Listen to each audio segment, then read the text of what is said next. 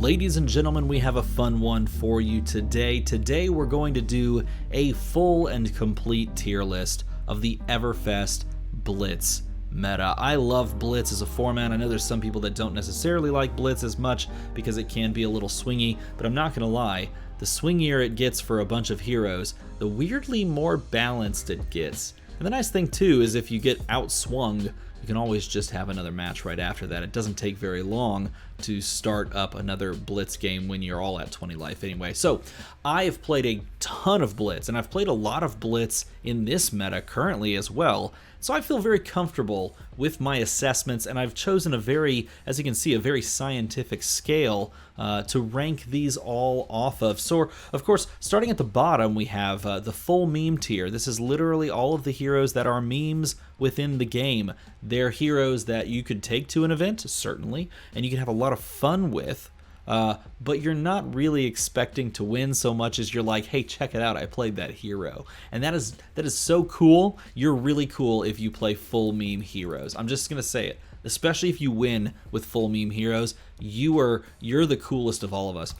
Next up, we have Dark Horse decks. These are decks that you could pick up a couple of wins with. They're not memes. They're just underrated. They're not memes, but they're probably not also that great.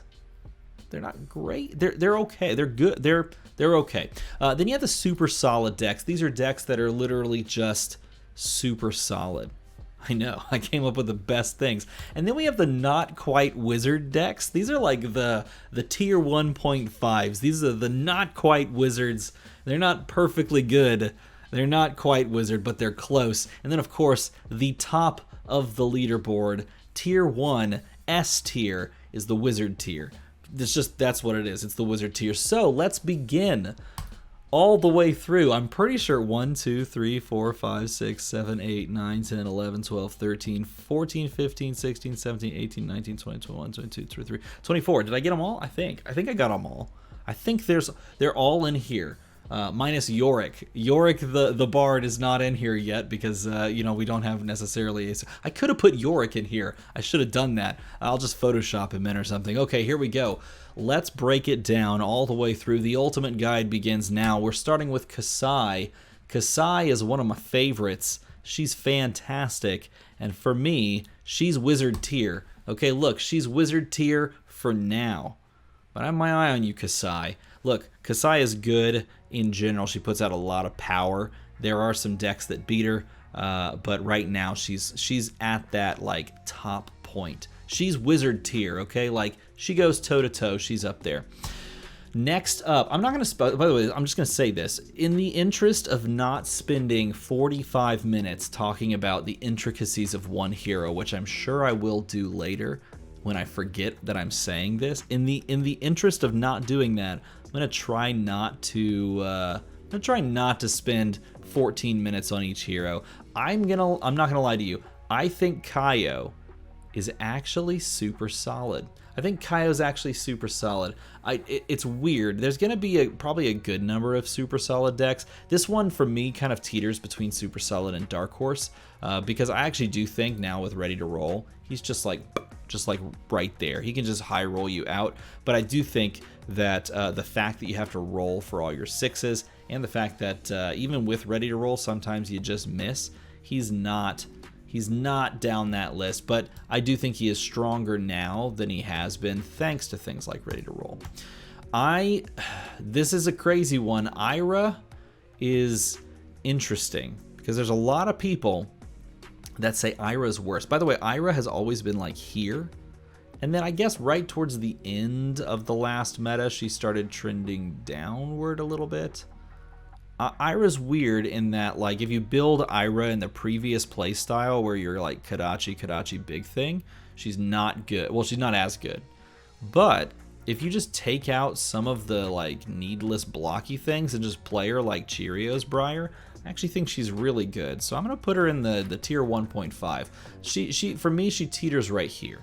I will say she teeters right here. So I'm going to put her right there. I'm just going to give her the benefit of the doubt. Weirdly enough, I had this in my top 5 heroes of this meta. Benji, because of how many of the top tier decks block with equipment or have the ability to block with equipment sits right here. Probably right here as well, teetering. I would say these two feel very similar in a lot of respects. But if your opponent can equipment block out your Spring Tidings, then you just drop down. But I will say this: if they can't, or if they incorrectly block and you string together a long line of things and end up landing as Spring Tidings, you just blow them out because the power is there. It's just that the meta isn't quite in the favor of a Benji. Shiana is full meme. Shiana's so cool. She's one of my favorite heroes. Believe it or not, Shiana is one of my favorite heroes because I love deck building for Shiana.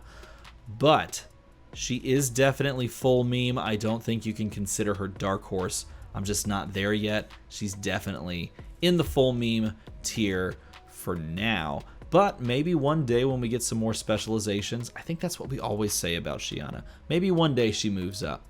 Moving up, though, from full meme, I'm going to put, straight up, I'm going to put Data Doll in the Dark Horse section. I do think that her specialization helps a ton with regards to, like smoothing things out. And I do think that there's a ton of benefit in boost in this Everfest set. And she definitely benefits from that. So I actually do think she's just straight up kind of dark horse now. So watch out. She can take a couple of games off you and just run away with it. Oldhim. Oldhim is the wizard tier. He is the wizard tier. Oldhim's the best deck in the format most likely right now because he can do so many different things. He can be so many different things. He can be aggro, he can be control, and oftentimes he can pivot between both of those. For me, it's a toss-up between him and another deck for the best deck in the meta because both can do absolutely absurd things, but he's definitely up there in my opinion. Next up is Lexi, and I actually do think Lexi is also trending in the super solid tier. I think you can pick up a good number of games with Lexi. Here's the thing that's a benefit to her. If you play the no fuse style that just goes like arrow, arrow, arrow, arrow, arrow with a little bit of lightning thrown in and some lighted ups for good measure, if you play that style, you're basically playing a semblance of a Cheerios Briar, which is still really good overall. You're just paying to use like the bow. Okay, everything else is like nearly free, sort of free. So she sits in this comfortable, I would say super solid tier. You can take her and you can make a top 8 with her. Straight up. Like that to me seems like a super solid. You can top 8 with this hero. I guess if I'm making it that kind of parameter, you could probably move these down. Maybe. I bet you could probably make a top 8 with this. So I will swap those two with that parameter in mind. Briar, I think, is actually tier 1.5. Straight up, you could still play Cheerios Briar. You can still kind of get there. I actually think Briar is probably better than Ira in that regard. She is solid. It was the one loss that I had playing Kano, and it was in top 8 where I played Briar. And it was a close game between me on Kano and Briar that I played in the skirmish that I played last weekend. The Briar player went all the way to the finals, lost to Oldhim, which is like a super bad matchup for Briar. So that is a hamstring for her, is that I think one of her worst matchups is Oldhim. And by the way, Oldhim good. Also good is Valda. Now the question is, where do we put the other Guardians? Because I do think of course, I think Oldhim is here. But I don't necessarily think the other Guardians are that high. I do think that they're up here, though. We'll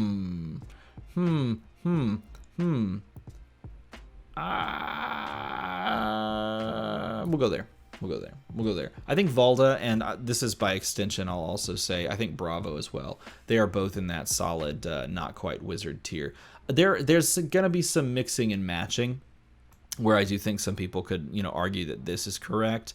I think some people could argue that, people are going to say, I will say this right now, if you feel this way, leave a comment. I think people are going to say this is correct, and I definitely think people are going to say that's correct, but I don't think that's right.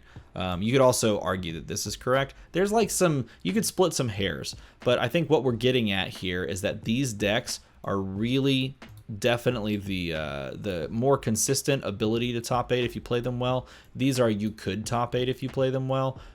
This is more consistently, and these are if you know how to play the deck, you're probably gonna win. you could win depending on the matchup, like right here in the top the top 8. All right, Genus. Oh man, just kidding. Genus is down here. Genus is there. He's not there yet. I think Genus is actually worse than Shiana, if we're being very specific. All of this side and everything closest to the rankings are the highest of the high tiers, and then everything past that way is the lowest. I think Icelander is Dark Horse.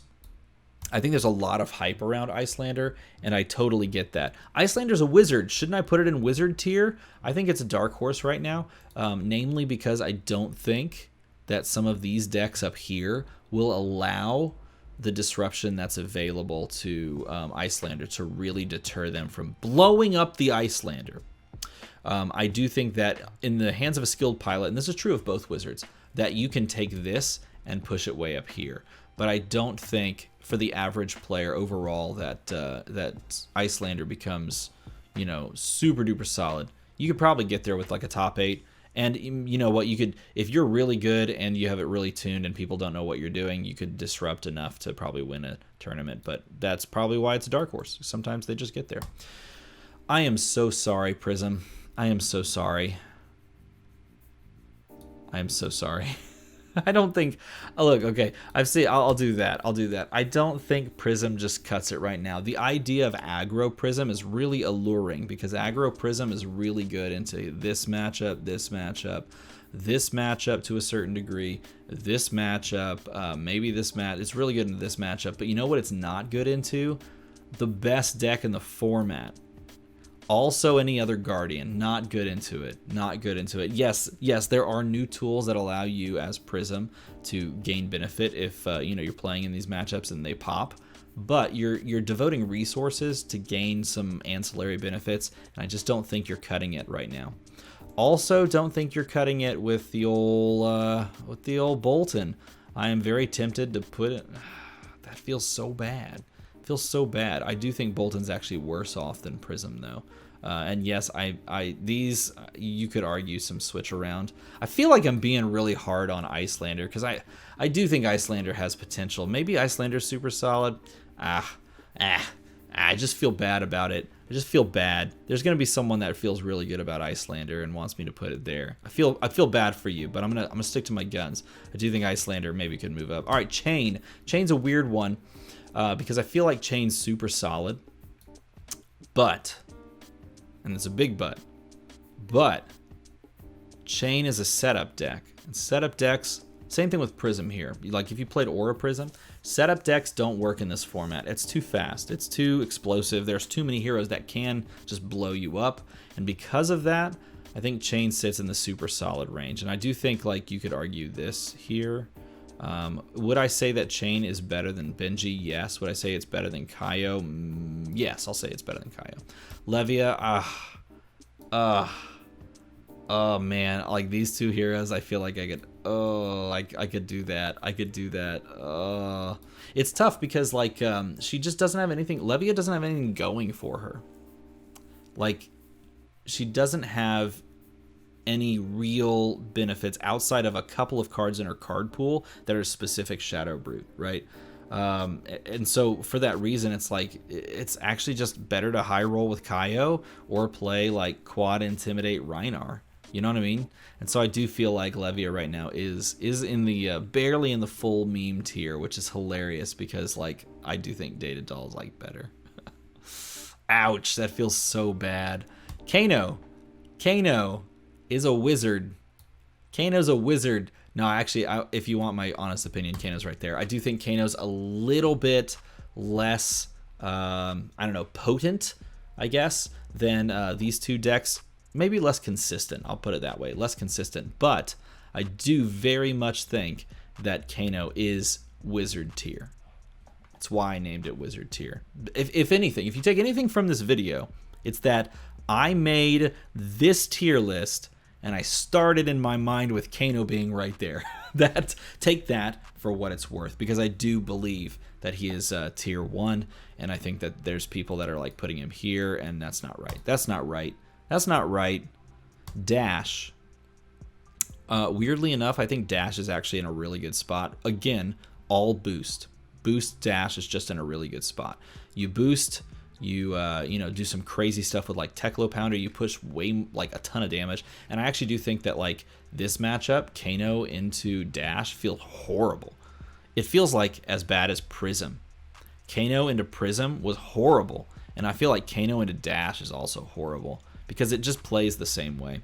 Azalea is sort of in the Dark Horse mode, but strangely enough, you could do some stuff. I would say that Azalea is probably better than both of these heroes, all three of these heroes, because you can dominate arrows, and there's a lot of good on-hit arrows with a lot of good buff effects now, but you run into the issue towards the end game where your opponent takes some damage and then presents damage to you in a way that you just can't block. And again, Rangers struggle with not blocking, so you kind of have to race them out, and racing is more Lexi's cup of tea. All right, we come to Viscerai, and I think Viscerai definitely sits right there. I think Viscerai is better than Kasai, and I think Viscerai is just barely not as good as Oldhim. I will say this, Viscerai is more explosive than Oldhim. But Oldhim has probably a little bit more capability of dealing with that explosiveness than any other hero, except maybe Kano, because I actually think Kano into Viscerai is fairly favored, because you just wait for Viscerai to pop off and then you kill them, because they are either running AB3 and pitching like one card and then taking whatever else you have, or you know, they are not running it, like they're running like AB2 and just trying to play the race game, and I don't think they win the race game. Maybe they do, but I've had very good. I've played a lot of games into this matchup, just based on the amount of people playing this in the world right now. I've played a lot of this matchup, and it is very favored in my cup of tea. Maybe that's because they respect Wizards so much. I don't know. Maybe so. Tell me in a comment below what you think. Dory is an interesting one. I actually put Dory like right here. I think she's like totally good still. Here's the thing about Dory. She feels like Kano. I'm going to say this. This is a very strange take. Dory and Kano are very similar because they both do something that feels unfair to your opponent in a way that they can't really respond to very well. She does it with attack reactions over the top and counts to 20. That's what she does. That's what Dory does. Kano does it just a little bit more dirtily with instant speed stuff, right? So I feel like both of them feel very similar. And it's very interesting because I don't think there's a lot of people that feel this right now about Dorinthea, but I kind of think they should. Bravo is another interesting one. I actually think Bravo's better than what's-her-face, Valda. But honestly, these two could swap places. It depends. On your own, personal preferences. I think it's a little bit better. The fact that you can still dominate stuff, and the fact that you can still play big attacks, and you can also play some of the new stuff from Everfest, like some of the auras actually pan out okay. He has decent matchups into certain decks. Like I feel like the matchup from Bravo's perspective into a lot of the field, like if people are on Benji, Bravo feels comfortable. Like if people are on Ira, Bravo still probably feels a little comfortable. If people are on, well, let's see. If people start picking up Briar, I think Bravo just crushes it. And then Bravo feels okay into Kano, unless Kano players are super good. Bravo can block out like this. I just think he's not as like Swiss Army knife as Oldhim, and that's why they are down here on this tier. Rhinar sits, in my opinion, Rhinar sits like right here. In fact, I probably put Rhinar, I think I gotta put Rhinar here. I think Rhinar is just a little bit lower than Lexi. But the fact that you can just like quad intimidate or just use intimidate in very real and dangerous ways, Rhinar should always be respected in Blitz, and he can always pick up a game off of you. He's definitely not Dark Horse. He is most definitely a super solid deck. You can take these decks to top 8s. These decks can go to top 8s. I feel like Benji is very borderline just because people are blocking him out. And I feel like Icelander is probably going up, probably trending upwards, because again, Icelander could do wizardy things and be disruptive. This leaves us with one hero, the OG Ninja. And unfortunately, I don't think the OG Ninja cuts it right now. I feel like the OG Ninja is like down here. I feel like the OG Ninja really just kind of hits that, Katsu's just in that Dark Horse range. where he just isn't really cutting it. Now, I'm going to say this right now. If you disagree with any of this, let me know in a comment below. I would love to hear your illuminating thoughts and opinions on the current meta. But I want to point this out. It's very easy, and I will probably agree with you one way or another. If we had a conversation, it's very easy to swap positions around on these tiers. And I could honestly, like on the very borders of each of these tiers, I could honestly argue something like that going up. I could definitely argue that going up too. I could argue this going down. Heck, I could definitely argue that. I just feel as though this meta is very much laid out like this. And I want to point this out before the video ends. The wizard tier right here, those decks, they are great, but these decks can also do work. I very much feel like this, if you play any of these heroes, you can just go to a skirmish and win. Okay, probably a little harder with Kano. You have to be very, very precise. Probably a little harder with Kasai into the Oldhims, but not the worst, because you can like what can you do? You can do the gloves. You pop the gloves that give +1 to your attack. You pop the courage that makes it free. You can play a blood on your hands. Do any combination of those things and just come over the top of what can be blocked. Viscerai's too explosive to ignore, so he could definitely win. And Oldhim, I think, is the top deck right now because it counters so many things and can be so many different things as well. All of these decks can still win, and they can all get you to top 8s very easily. And I would argue that a few of these could probably get you to top 8 pretty easily too, but I think there's a little bit more susceptible to some things that we see up top. And then, of course, these dark horses, they can get you a lot of wins as well. Maybe you argue this happens. Maybe you argue this happens. It's really up to you as far as the nitpicks, but this is my general lay of the land as far as Blitz is concerned. I think this is a fantastic Blitz meta. This is probably the best Blitz meta we've ever had, and if you're down on Blitz, you should pick up the format again and just give it a try, because really, I'm not kidding, you could pick up a lot of these decks and just win games, especially if you are a skilled player or are trying to gain skill in the game. So if you enjoyed this video, if you found it illuminating or enjoyable, if it gave you some entertainment for the day, feel free to make a number above me. Go to another number, which would be very exciting. You can literally cranial crush the subscribe button. I would support you in that. As always, everybody, thanks for watching.